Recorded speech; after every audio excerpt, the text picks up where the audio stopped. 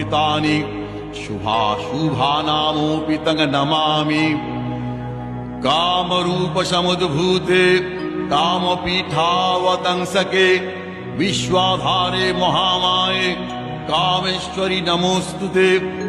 अव्यक्तविग्रहे शान्ते सन्तते कामरूपिणी कालगम्ये परे शान्ते कामेश्वरि नमोऽस्तुते।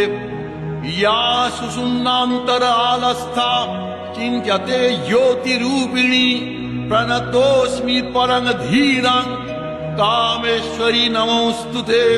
दंष्ट्राकरालवदने मुण्डमालोपशोभिते सर्वतः सर्वगे देवी कामेश्वरि नमोऽस्तुते।